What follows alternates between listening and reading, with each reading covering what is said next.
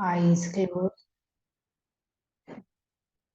breathe out, breathe in, breathe out, breathe in, breathe out. 3 Omkar chanting. Breathe in.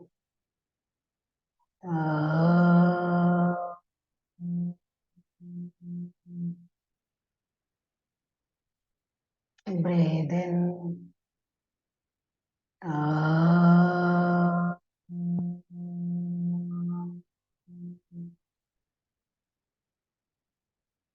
Breathe in.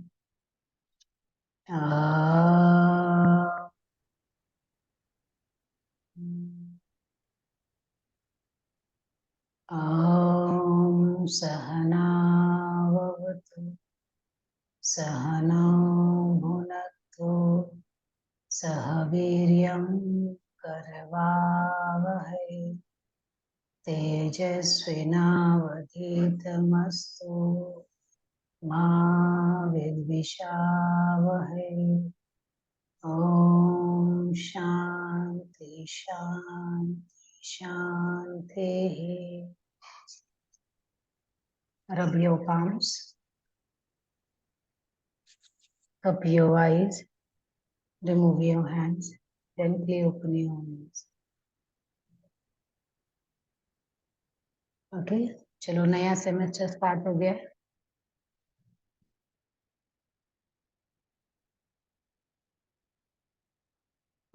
एक बार हम लोग syllabus देख लेते हैं, ये सेमेस्टर में हम लोग क्या क्या करने वाले हैं। हाँ प्रशांत सर स्क्रीन पे दिखाई दे रहा है? ओके अनम्यूट कर सकते हैं अगर ओके। मेरे सामने भी सिलेबस। अच्छा सिलेबस है आपके मेरे पास पास सर? अच्छा गुड गुड ओके। तो अब हम लोग सुवर्ण जी आप आ गए क्या? ओके ओके ठीक है। अभी आपके पास सिलेबस है तो यहाँ पे application of yoga concepts and practices in allied science.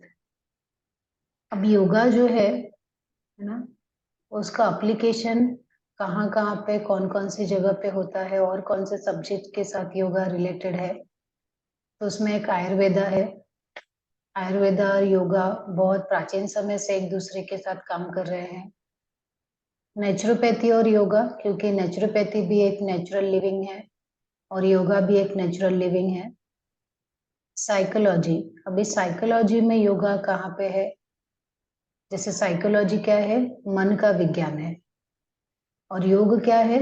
योग में भी पतंजलि योग सूत्र किसके ऊपर है? मन के ऊपर है, चित्त के ऊपर है। तो किस तरह से साइकोलॉजी और योगा रिलेटेड है? और फिजिकल एजुकेशन जैसे हमारे जो आसनास वगैरह हैं वो किस तरह से फिजिकल एजुकेशन और योगा एक दूसरे से रिलेटेड है।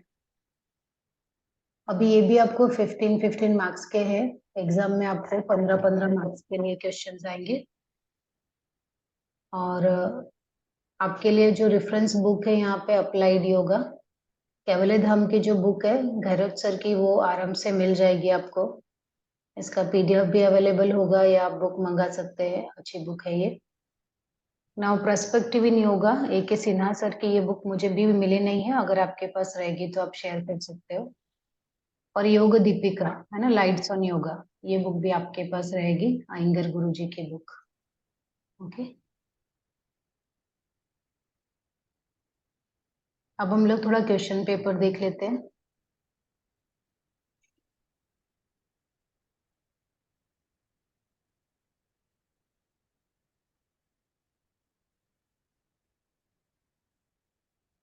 हाँ क्वेश्चन पेपर में अगर हम लोग देखते हैं कि योगा आयुर्वेदा के ऊपर कितने क्वेश्चंस है ना? तो योगा शिवाय आयुर्वेद अपूर्ण है स्पष्ट करा। Explain that Ayurveda is incomplete without yoga. तो एक 15 मार्क्स का क्वेश्चन है ये। और फिर 15 मार्क्स का हमारे नेचुरोपैथी के ऊपर है, 15 मार्क्स का हमारा साइकोलॉजी के ऊपर है और 15 मार्क्स का शारीरिक शिक्षण के ऊपर है।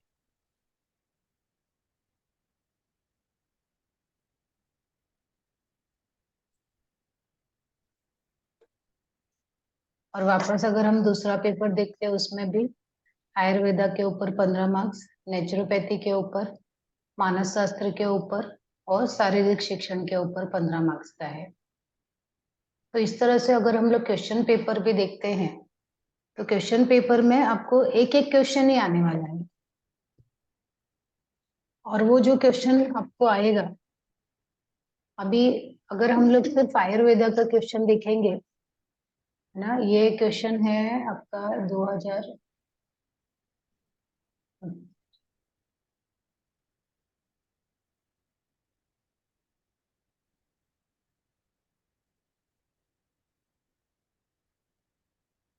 ये 2018 का पेपर है। 2018 का पेपर हम लोग अगर देखते हैं तो इसमें है आयुर्वेदा का इतिहास ना, लिख के उसका महत्व स्पष्ट करना है। अगर आयुर्वेदा का इतिहास लिख के उसका महत्व स्पष्ट करना मतलब आपको पूरा बिगिनिंग से लिखना पड़ेगा, कहाँ से स्टार्ट हुआ, और आयुर्वेद का प्रमुख सिद्धांत, तो उसको पीछे वाला जो पार्ट है आपको वो लिखना होगा। तो आपको बेसिकली वो जो टॉपिक दिया है वो पूरा ही तैयार करना होगा। तो हम लोग बहुत डीप भी नहीं जाएंगे और हमारे सारे ये क्वेश्चंस भी कवर हो जाए, उस हिसाब से हम लोग ये कवर करने वाले हैं। और अभी हमारा जनवरी मंथ चल रहा है, तो मुझे मुझे लगता है मुझे वीक में एक दिन मिलेगा ना इसके लिए, 1 घंटे का सेशन मिलेगा। और अगर ऐसा मान के चले कि अप्रैल तक हम लोग हैं साथ में, तो जनवरी, फरवरी, मार्च और अप्रैल, तो 1 महीने में 4 लेक्चर मिलेंगे, है ना। तो हम लोग ट्राई करेंगे कि 3 से 4 लेक्चर में हमारा एक टॉपिक खत्म हो जाए। ओके, और फिर आपको रिवीजन के लिए भी अच्छा टाइम मिले पढ़ाई के लिए। बस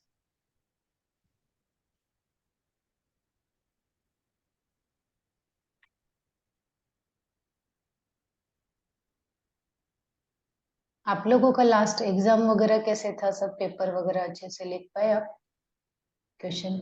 ये गए, हाँ, अच्छा गए। मैं ट्राई करूंगी कि आपको आपके ये जो क्वेश्चंस है उसके भी आंसर, है ना, किस तरह से हिंदी में। आप पेपर किस में लिखते हैं, हिंदी में, मराठी में, इंग्लिश में, किस में लिखते हैं? मराठी। आप मराठी में मराठी है। में। सुवर्णा जी, आप भी मराठी में लिखते हैं? मराठी। मेरा, हाँ।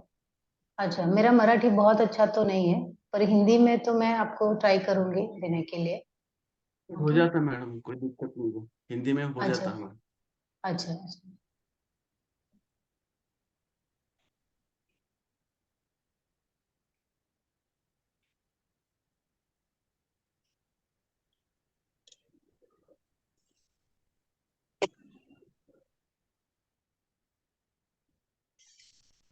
हाँ, तो पहला हमारा टॉपिक है आयुर्वेदा का। हम लोग आयुर्वेदा से स्टार्ट करेंगे। सो आयुर्वेदा क्या है? Ayurveda the science of life. Ayurveda में आयु, आयु का मतलब होता है हमारी जो बोलते हैं ना उम्र, एज, ना, आयु। और अच्छा, मुझे ये बताइए, आप लोगों ने नेचुरोपैथी आपने ऑलरेडी किया हुआ है ना, शायद प्रशांत जी, सुवर्णा जी, आपने नेचुरोपैथी का कोर्स किया हुआ है? हाँ, यस मैम। अच्छा, तो कितने समय का था कोर्स, 1 साल का या 2 साल का? 1 साल, 2 साल का है। 1 साल हो गया, अभी 1 साल बाकी है। अच्छा, तो नेचुरोपैथी के क्वेश्चन के लिए आप मुझे हेल्प कर देना। आप लोग पढ़ा। उल्टा हो गया। अभी जो है, अभी सेकंड ईयर हमारा चालू है, तो सेकंड ईयर के 1-2 लेक्चर ही हुए हैं एक्चुअली। नहीं, कोई बात नहीं, क्योंकि हम लोग को तो सिर्फ मास्टर्स में था। आप तो पूरा 2 साल एमए की तरह उसको कर रहे हैं, हाँ। है ना, तो आपको ज्यादा पता रहेगा उसमें। फिर भी मैं एग्जाम पॉइंट ऑफ व्यू से जो तैयार करूंगी, तो आप मुझे उसमें हेल्प कर देना, कुछ रहेगा तो, ठीक है।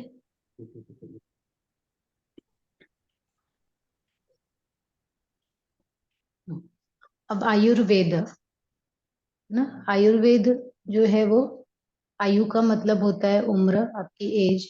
और वेद, वेद का मतलब होता है नॉलेज, ज्ञान या साइंस, विज्ञान ना। तो आयुर्वेद का मतलब है ऐसा विज्ञान, ऐसा ज्ञान जो हमें जीवन में सहायता करता है, जो हमारे जीवन का विज्ञान, हमारे जीवन का विज्ञान, वही है आयुर्वेद। अब ये आयुर्वेद जो है वो आया कहाँ से है? भी इसमें भी नाम में वेद लगा है ना, तो हमारा जो 4 वेद है, ऋग्वेद, यजुर्वेद, सामवेद और अथर्ववेद, ये 4 वेद है, तो ये चारों वेद में से ही आयुर्वेद आया है। थोड़ा थोड़ा तो सब जगह से कुछ ना कुछ लिया है, लेकिन जो अथर्व वेद है वहां से ज्यादा लिया है ये। और चारों वेद के ऊपर भी जब बाद में भी और हमेशा से रिसर्च चलते रहते थे, और रिसर्च के बाद कुछ नई चीजें भी आ गई, तो ऐसा लगा कि उसी वेद में जोड़ा जाए कि उसका क्या किया जाए। तो लोगों ने बताया सोर्स तो वेद ही है, तो इसलिए उसको अलग भी नहीं कर सकते, लेकिन वेद में ऑलरेडी ये वेद से थोड़ा अलग टॉपिक है, तो इसलिए एकदम बाहर भी नहीं कर सकते। तो उन्होंने क्या किया, उसको उपवेद में डाल दिया कि वेद का ही अंग होंगे लेकिन ये उपवेद होंगे। तो ऐसे 4 उपवेद हैं। कौन कौन से? आयुर्वेद, धनुर्वेद, गंधर्व वेद और शिल्प वेद। ऐसे 4 उपवेद हैं जिसमें एक आयुर्वेद है।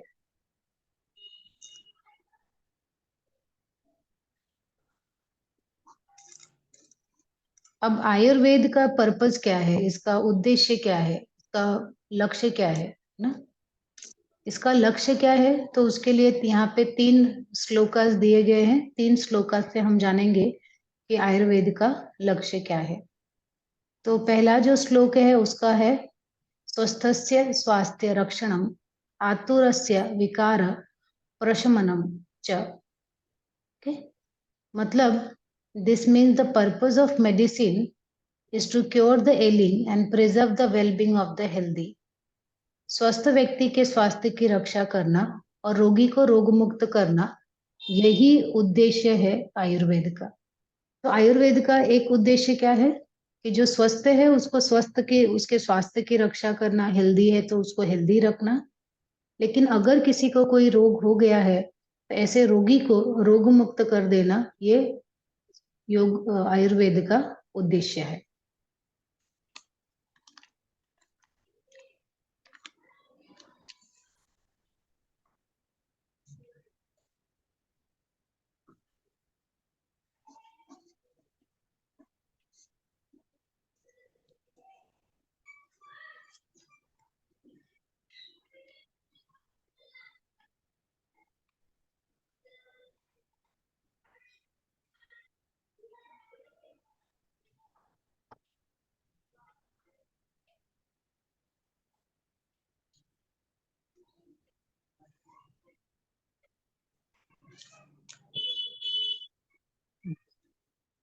अब हम दूसरा उद्देश्य देखते हैं।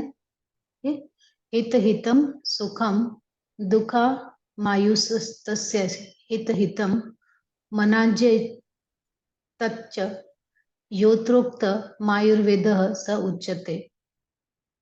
मतलब ये जो हमारा आयुर्वेद का जो भव्य ग्रंथ है, जिसमें स्वास्थ्य और लंबी आयु का विवरण है, और जो परिभाषित करता है कि 4 अलग अलग प्रकार के आयु, अर्थात हित आयु, अहित आयु, सुखायु के लिए क्या अच्छा है। हित मतलब अच्छा, और क्या बुरा है, अहित मतलब क्या बुरा है, और दुखायु मतलब जो रोगग्रस्त है या स्वस्थ जीवन की विभिन्न स्थितियों से संबंधित है, वो आयुर्वेद है। तो यहाँ पे बताया है कि जो आयुर्वेद का उद्देश्य क्या है। आयुर्वेद में लंबी आयु कैसे जीना है और लंबी आयु स्वास्थ्यवर्धक रूप से कैसे जीना है, उसको बताया है, उसको परिभाषित किया है। और इसके अलावा अगर आपको अच्छी आयु चाहिए, लंबी आयु चाहिए, तो उसके लिए क्या अच्छा है, क्या क्या आपको करना है कि आपको लंबी आयु मिले, आपका स्वास्थ्य अच्छा रहे, और क्या बुरा है, पथ्य और अपथ्य, है ना। और जो लोग दुखी हैं उनके लिए क्या करना है, जो रोगग्रस्त है उनके लिए क्या करना है, और अगर आपको स्वस्थ जीवन जीना है तो उसके लिए क्या करना है। ऐसा जो सब जानकारी देता है, इन सब की जो परिभाषा देता है, वही है आयुर्वेद।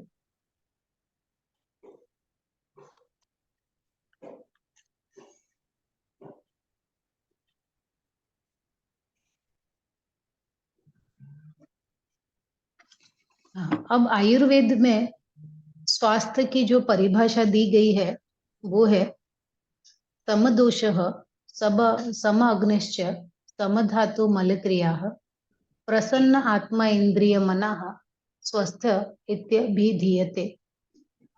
मतलब जिस व्यक्ति के दोष, दोष मतलब वात पित्त कफ, ये जो 3 दोष हैं वो समान हो। सम दोष, सम मतलब बैलेंस, समान रूप से।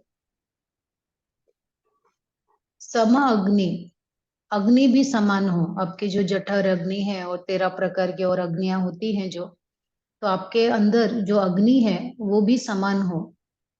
मतलब डाइजेशन आपका अच्छा हो, जठर अग्नि है ना, डाइजेशन अच्छा हो। सम धातु, सप्त धातु कौन कौन से हैं? रस, रक्त, मांस, मेद, अस्थि, मज्जा, शुक्र, ये जो आपके सप्त धातु हैं वो भी समान हो। समान हो मतलब सप्त धातु भी बैलेंस हो। मल क्रिया, मल क्रिया मतलब आपका मोशन भी अच्छा हो। और शरीर की सभी क्रियाएं समान क्रिया करे। इसके अलावा मन और सभी इंद्रियां तथा आत्मा प्रसन्न हो, वह मनुष्य स्वस्थ कहलाता है। यहाँ सम का अर्थ संतुलित है, न बहुत अधिक न बहुत कम। तो ये इंपॉर्टेंट है, ये जरूर याद कर लेना आप, है ना। समदोष, सम अग्निश्च, समधातु मल क्रिया। समदोष, आपके तीनों दोष समान हो, बैलेंस्ड हो। आपकी 13 अग्नियां समान हो, बैलेंस्ड हो। आपके धातु बैलेंस हो, आपकी मल क्रिया अच्छे से हो, और आपकी इंद्रिय, आपका मन और आपकी आत्मा प्रसन्न हो। ऐसा जो मनुष्य होगा उसको ही स्वस्थ कहा जाएगा, वही मनुष्य स्वस्थ है।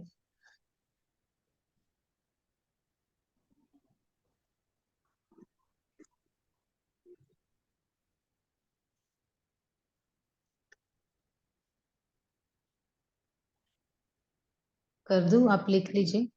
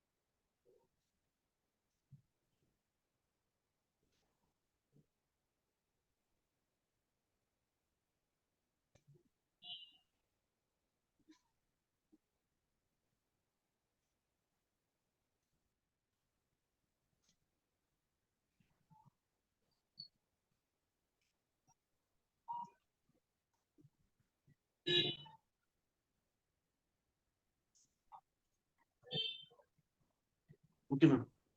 ओके, हो गया। चलो अभी हिस्ट्री के ऊपर जाते हैं कि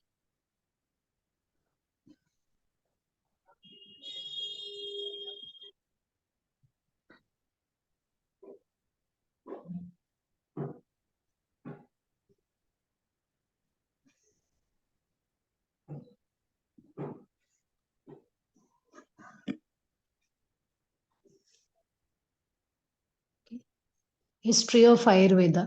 ऐसा कहा जाता है कि जो आयुर्वेद है उसका ज्ञान ब्रह्मा जी को था। फिर ब्रह्मा जी ने वही ज्ञान उनके पुत्र दक्ष प्रजापति को दिया। ठीक? और दक्ष प्रजापति ने अश्विनी कुमार को दिया, जो उस समय के डॉक्टर थे, फिजिशियंस थे। और वहां से फिर वो इंद्र के पास आया सतयुग में, और फिर इंद्र के पास से वो धन्वंतरी, कश्यप, भारद्वाज के पास आया। धन्वंतरी से वो शुश्रुत के पास आया, और भारद्वाज से वो अत्रेय के पास आया।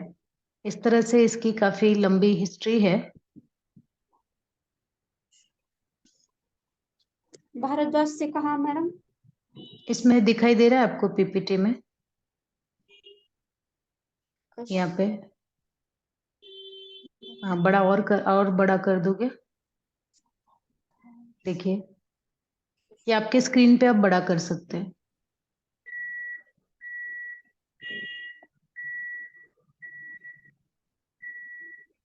मैम ये हाँ सर। कुमार के बारे में जो एक्सप्लेन किया था नीचे, उसका मतलब क्या है? हाँ सर, सुनाई नहीं दे रहा है, सॉरी। अश्विनी कुमारी जो लिखा है ना, हाँ, फिजिशियन थे वो। फिजिशियन मतलब वो डॉक्टर थे। चेक कर सकते हैं, चिकित्सक कह सकते हैं। हाँ, चिकित्सक।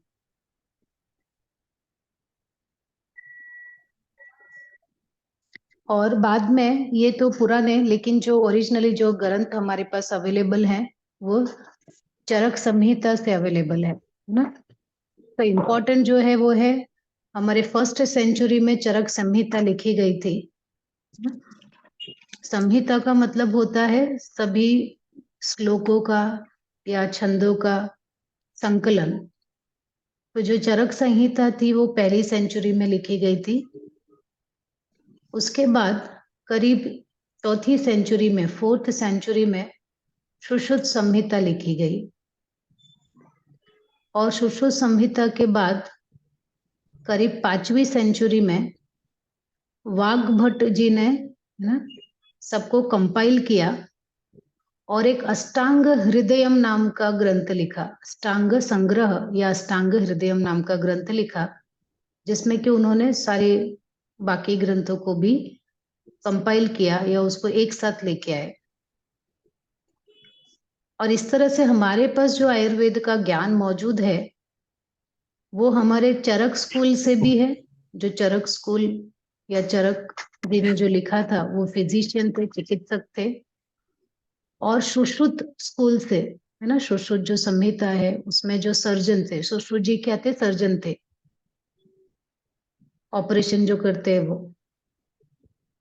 तो इन दोनों को ज्ञान, इन दोनों का जो ज्ञान है उनको मिलाकर ही हमारा आयुर्वेदा जो भी मॉडर्न में है, इन दोनों के हेल्प से या इन दोनों के सहयोग से जो मिलके बना है, वही आयुर्वेदा हमारे पास आज है।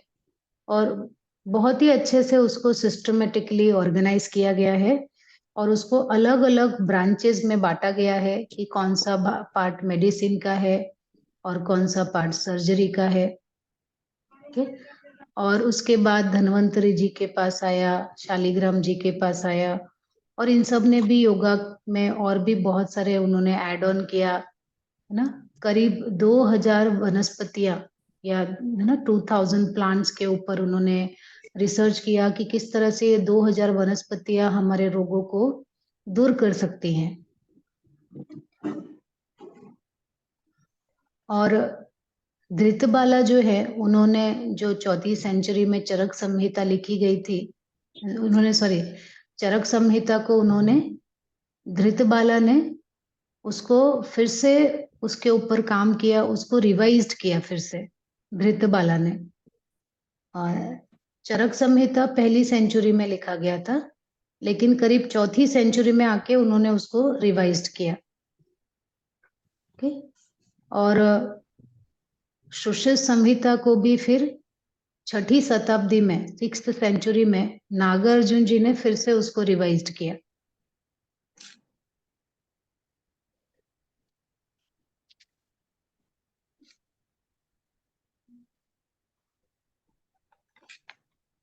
किसने मैडम? सुश्रुत नागार्जुन, संहिता? नागार्जुन।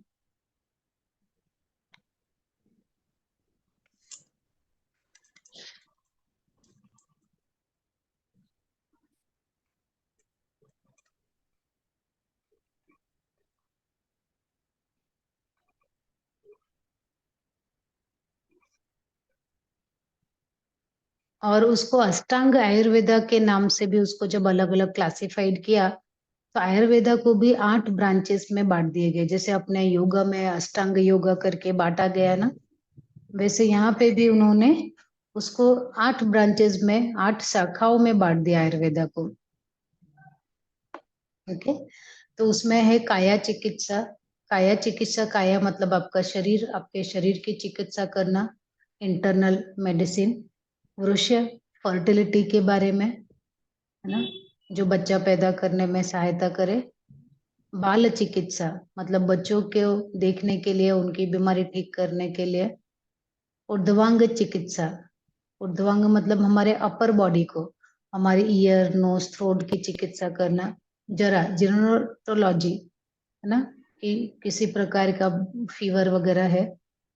दम्स, दमस्त्र, टॉक्सियोलॉजी, कुछ आपने गलत कुछ खा लिया। शल्य चिकित्सा मतलब ऑपरेशन करना, है ना। गृह चिकित्सा मतलब साइकेट्रिस्ट की चिकित्सा करना।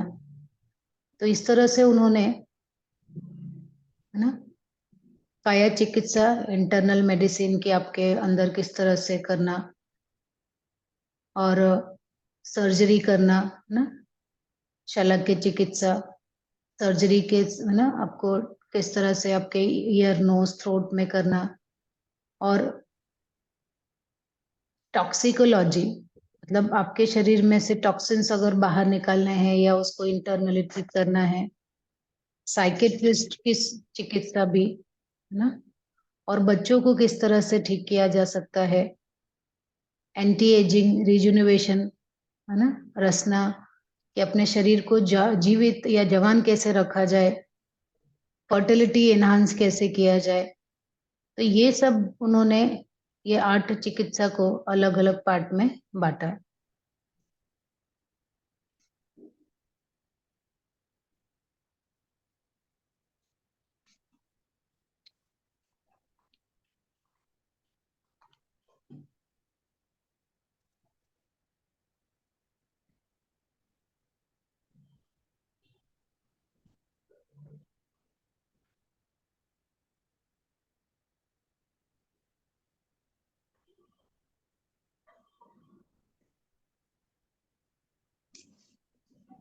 फर्टिलिटी को क्या कह सकते हैं? उन्होंने फर्टिलिटी को कहा है वृष्य। उससे हिंदी में क्या कह सकते हैं fertility? एक्चुअली ये संस्कृत वर्ड ही है सर। नहीं नहीं, फर्टिलिटी हम लोग फर्टिलिटी फर्टिलिटी को हम लोग हिंदी में क्या बोल सकते हैं। अ,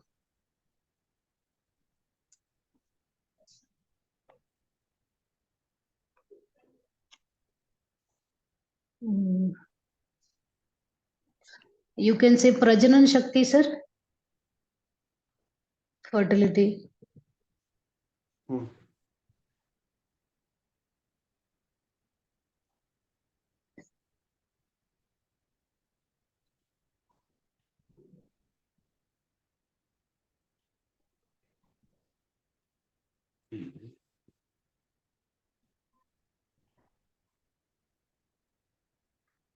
और जरा जेर ना, जेरोंटोलॉजी मतलब कि अपने आप को, खुद को जवान कैसे बनाए रख सकते हैं हम लोग। एंटी एजिंग, या फिर बूढ़े लोग जो है उनकी चिकित्सा कैसे करना। बाल चिकित्सा जैसे करते हैं वैसे ही बूढ़े लोग की चिकित्सा कैसे करना।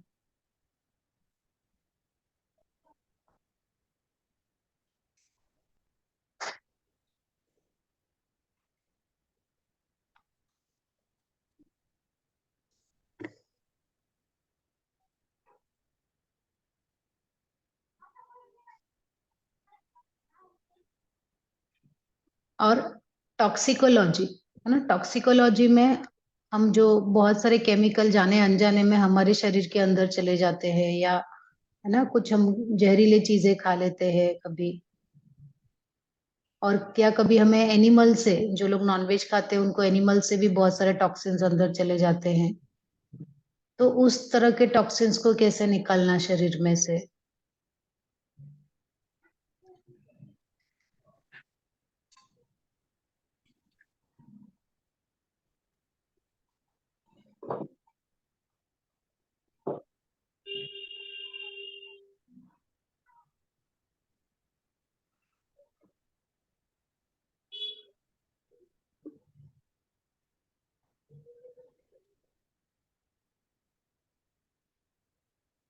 Continue ma'am.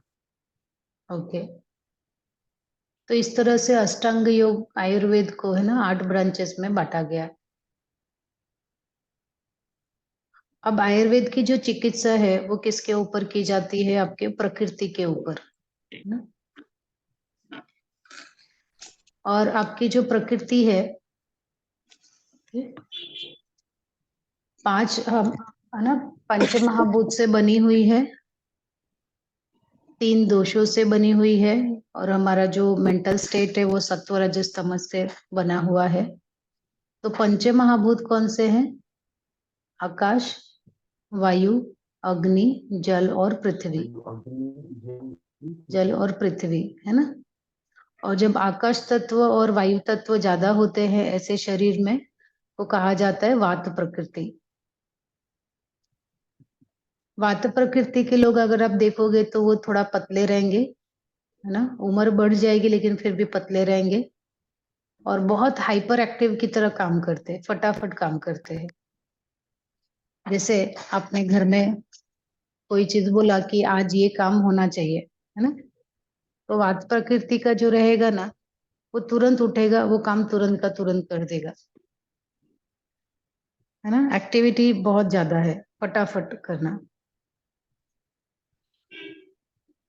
और अर्थ और वाटर मिला के कफ प्रकृति बनता है, और फायर और वाटर मिला के पित्त प्रकृति बनता है। तो अगर आपने बोला कि कोई सामान, है ना, ये उठा के रख देना अच्छे से, वात वाला तो तुरंत कर देगा, पित्त वाला बोलेगा ठीक है, मैं जैसे ही टाइम मिलेगा मैं थोड़ी देर के बाद कर दूंगा, ठीक है। तो शायद वो दिन के अंत में वो काम कर दे या अगले दिन कर दे। अगर आपने कफ वाले को कहा कि ये काम, है ना, ये सामान जरा उठा के उधर रख देना, तो जब भी पूछोगे वो बोलेगा हाँ रखता हो ना, आज कल परसों रखता हो ना, ऐसे, ठीक है। तो क्योंकि उनके अंदर थोड़ा सा आलस आ जाएगा, अगर बॉडी थोड़ा कफ दोष जैसे ही ज्यादा होगा, बॉडी हैवी हो जाएगी तो थोड़ा लेजीनेस आ जाता है।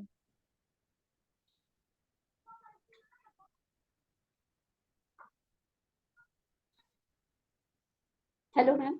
हाँ ओ पित्त प्रकृति फायर एंड वाटर ना मैम। हाँ हाँ, अग्नि और जल मिला के पित्त जल। प्रकृति।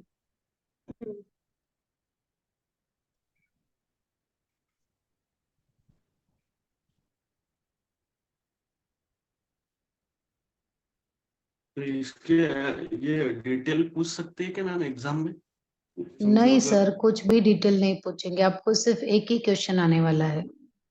मैं आपको वो भी गाइड कर दूंगी अभी, कि अगर देखो आपको हिस्ट्री के ऊपर आया कि हिस्ट्री लिखो आप, तो आपको हिस्ट्री में तो पहले आयुर्वेद का मतलब क्या है, आयुर और वेद कहाँ से आया है, 4 वेद का नाम, अथर्ववेद से आया वो, और उपवेद कौन से है 4 वो लिखना, और आयुर्वेद का एम क्या है ये लिख दीजिए आप। श्लोक आता है तो लिखिए, नहीं तो उसका मीनिंग लिखिए, ना। फिर उसका हिस्ट्री लिख दीजिए कि इनसे यहाँ पे आया, इनसे यहाँ पे आया, इनसे यहाँ पे आया, ठीक? और हिस्ट्री के बाद फिर उसके, है ना, इतना 15 मार्क के लिए अगर आएगा तो हिस्ट्री तक अगर उन्होंने पूछा इतना लिखा, और ब्रांचेस वगैरह के साथ एंड हो जाएगा। लेकिन अगर उन्होंने पूछा कि उसके और कौन कौन सी चीजें हैं जो महत्व डालती हैं, तो आप इसके बाद आगे का भी कंटिन्यू कर सकते हैं कि 5 महाभूत और 3 दोष, ये मिला के हमारी प्रकृति बनती है। और प्रकृति के हिसाब से हमारा जो सेल्फ का जो नेचर होता है, या जो हम एक्शन करते हैं, एक्टिविटी करते हैं, उसके हिसाब से होता है।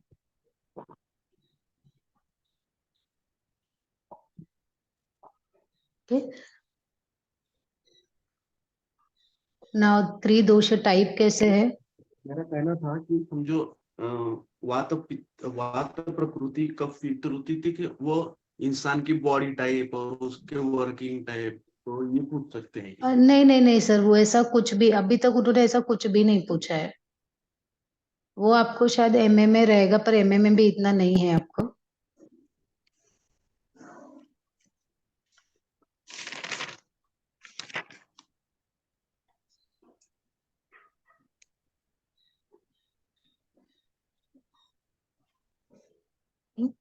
अभी वात पित्त कफ आपके ये जो 3 दोष है वात में, है ना।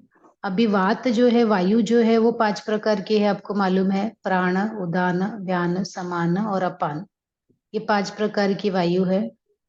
और जो पित्त है वो भी 5 प्रकार का होता है, पाचक, भ्रजक, आलोचक, रंजक और साधक। उसी तरह से कफ के भी 5 प्रकार है, क्लेदक, अवलंबक, तार्पक, श्लेषक और बोधक। तो ये वात के, क्योंकि हम योगा से रिलेटेड है तो हमें वायु के बारे में पता होता है ना, पंच प्राण वो 5 पता है, लेकिन पित्त कफ के बारे में नहीं पता है, तो आप ये पढ़ सकते हो।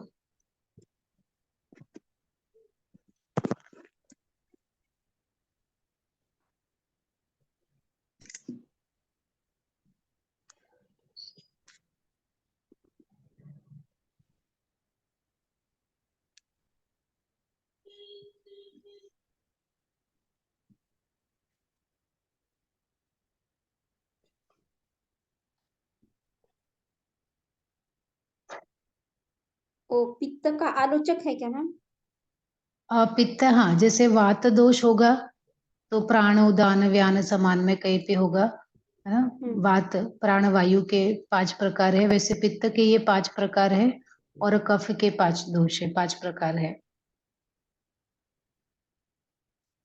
ना। और जैसे पित्त जो है वो ज्यादातर हमारे पेट में, है ना, आंतों के अंदर मौजूद रहता है। और जितने भी पाचन क्रिया होती है ज्यादातर पित्त से होती है। ओके। और उसमें से आपका ना पहला ही है पाचक। पाचक मतलब आप किस तरह से आपका डाइजेशन होगा।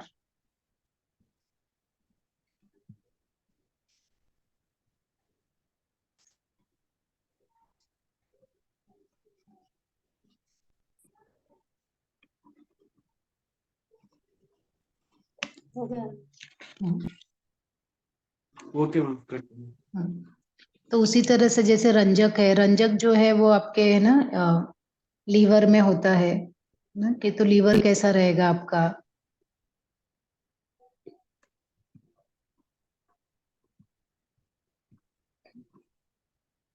तो पित्त से रिलेटेड आपको कोई दोष है या कफ से रिलेटेड दोष है।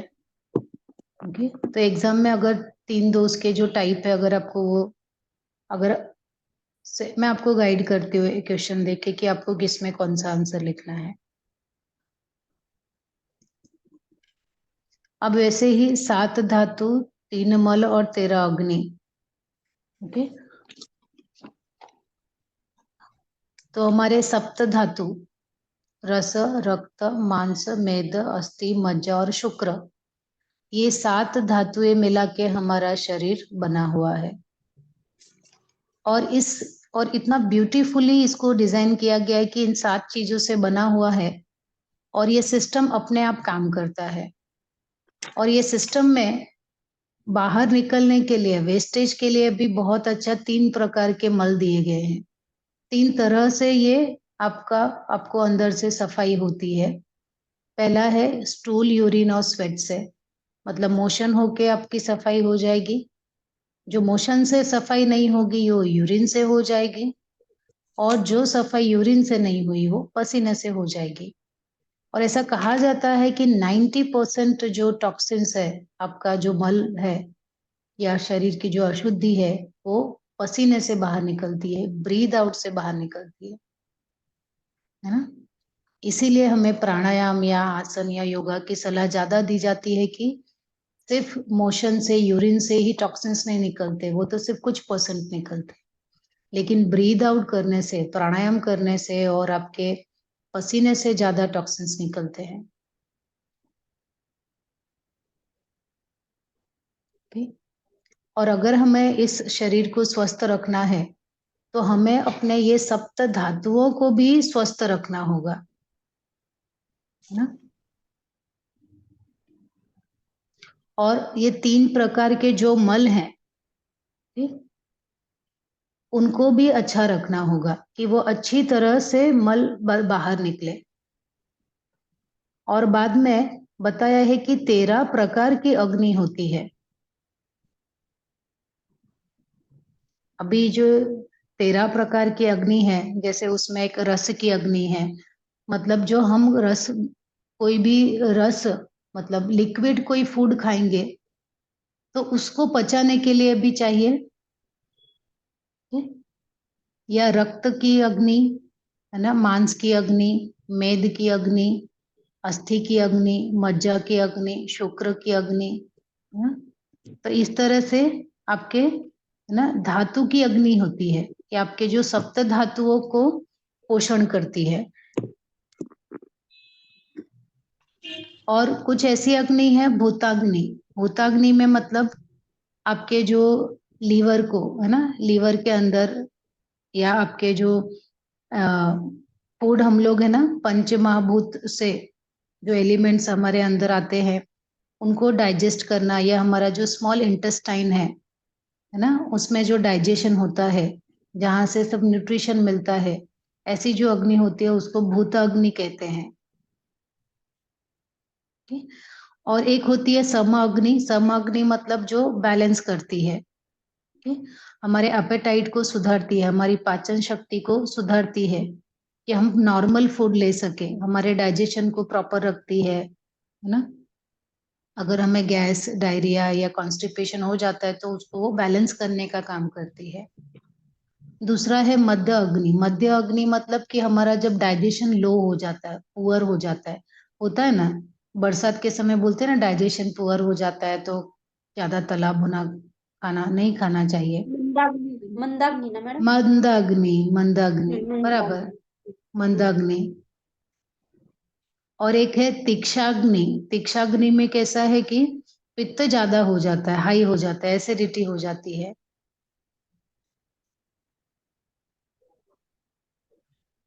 और विषाग्नि, है ना, ये है विषामा अग्नि। विषामा अग्नि में मतलब कैसे, अलग अलग बहुत फ्लैक्चुएट होता है, कभी ब्लोटिंग हो जाएगा, कभी कॉन्स्टिपेशन हो जाएगा, कभी डायरिया हो जाएगा, कुछ समझ ही नहीं आता है ना।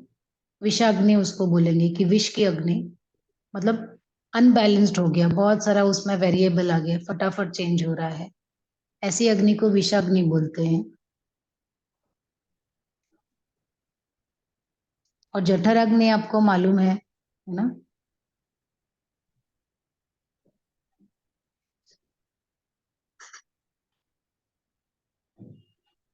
तो इस तरह से, है ना, आप क्या खाने वाले हो वो कैसे पचेगा, पचने के बाद हमें उसका न्यूट्रिशन कैसे मिलेगा, और न्यूट्रिशन मिलने के बाद जो वेस्ट मटेरियल है वो बाहर कैसे निकलेगा, उन सब के लिए बहुत ही अच्छी तरह से सिस्टम अपना ह्यूमन बॉडी बनाया गया है। और आयुर्वेदा हर एक के ऊपर काम करता है।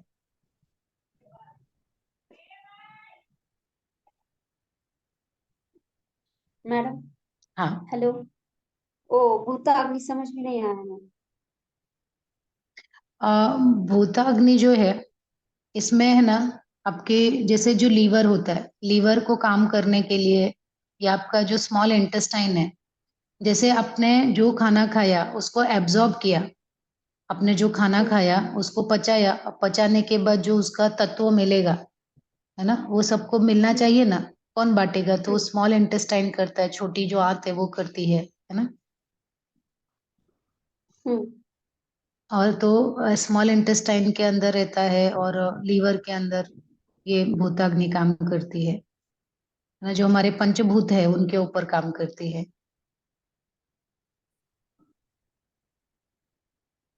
और मतलब भूताग्नि इस तरह से काम करती है कि हमने जो खाया है उसका जो तत्व है वो सभी को मिल जाए, उसका फायदा, उसको जो न्यूट्रिशन है वो हमारे सप्त धातुओं तक अच्छी तरह से पहुंचे, वो भूताग्नि की का काम है।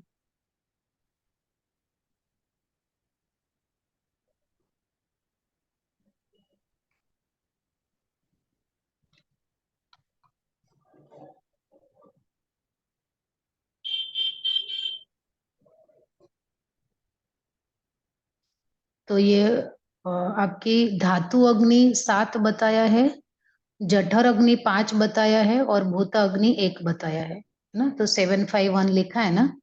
तो 7 जो है वो धातु अग्नि, जो हमारे सप्त धातु है ना, उसकी अग्नि। हाँ।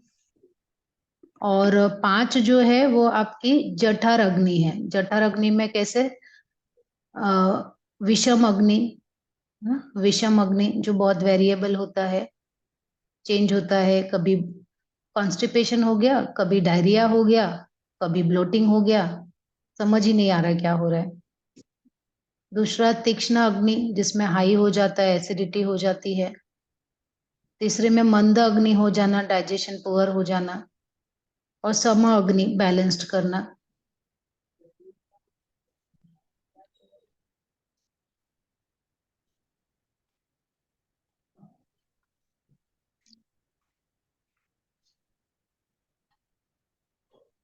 तो जठर अग्नि हमारे आकाश, वायु, अग्नि, जल, पृथ्वी, इस तरह से 5 के ऊपर काम करती है।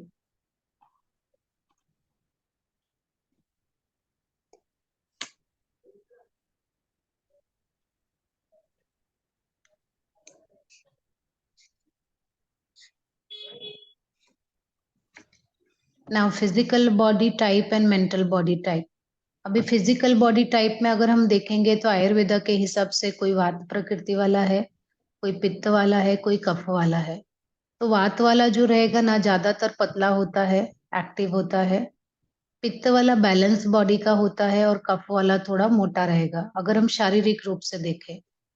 लेकिन अगर मानसिक रूप से देखें तो सांख्य दर्शन में जो सत्व रजस तमस बताया है, जो सात्विक प्रकृति वाला रहेगा वो कैसे रहेगा, शांत रहेगा, प्रसन्न रहेगा, सुखी रहेगा, है ना। और जो राजसिक प्रकृति वाला है वो कैसा रहेगा, दुखी रहेगा, थोड़ा चंचल रहेगा। और जो तामसिक प्रवृत्ति वाला है वो कैसा रहेगा, आलसी रहेगा, अज्ञानी रहेगा, मूड रहेगा। तो इस तरह से फिजिकल और मेंटल बॉडी आपका डिसाइड होता है कि आपकी प्रकृति क्या है।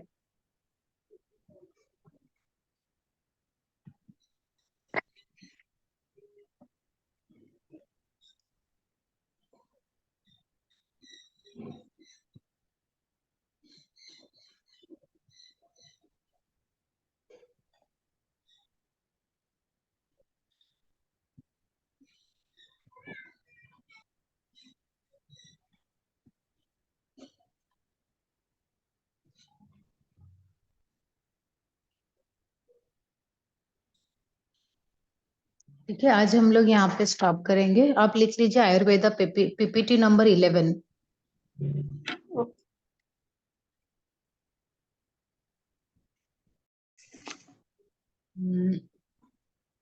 एक मिनट, हाँ, क्वेश्चंस ओपन करती हूँ मैं बंद कर दिया था।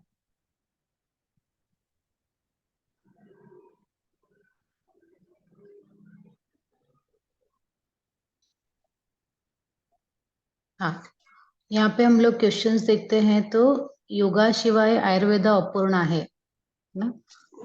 Explain that Ayurveda is incomplete without yoga. अभी योग क्या है, शरीर का ही है ना। योग क्या है, शरीर और मन दोनों का विज्ञान है। और आयुर्वेदा क्या है, वो आपके आयु को, उस शरीर को कैसे लंबे समय तक स्वस्थ रखना है उसके बारे में है। योग क्या है, वो आसन प्राणायाम करके, षटक्रिया करके शरीर को स्वस्थ रखता है। और आयुर्वेदा क्या है, हमारे सप्त धातु का पोषण करते हुए, और सप्त धातु के पोषण करने के साथ साथ अभी यहाँ पे आपका जो फिजिकल बॉडी, मेंटल बॉडी है ना, सत्व, राजसिक, तामसिक, मन, और आपका जो वात पित्त कफ, 3 प्रकार का आपका जो बॉडी है वो। और किस तरह से ये हमारे जो 8 योगा के टाइप्स बताए गए, ये अपने आयुर्वेद के जो 8 अलग अलग डिवीजन किए गए हैं, वो है ना, किस प्रकार हमारे शरीर को हेल्प करेंगे स्वस्थ होने के लिए, वो सब उसमें आएगा। And explain the role of yoga in ayurvedic treatment. अगर किसी को आयुर्वेदिक ट्रीटमेंट कर रहा, चल रहा है ना, कोई आपके पास आया और बोलेगा कि मैडम मेरा आयुर्वेदिक ट्रीटमेंट चल रहा है, मुझे थोड़ा योगा भी करना है, तो आयुर्वेदिक ट्रीटमेंट में डॉक्टर उसको बताएंगे कि आपको आपकी दिनचर्या क्या होगी, सुबह उठ के क्या करना है, क्या खाना है ना, कैसे रहना है। लेकिन जो उसमें एक्सरसाइज का पार्ट है वो योगा का है, आसन प्राणायाम शट क्रिया का पार्ट योगा का है। ठीक है, चलो आज यहाँ पे स्टॉप करते हैं, फिर अगले क्लास में हम लोग मिलेंगे। Thank you so much.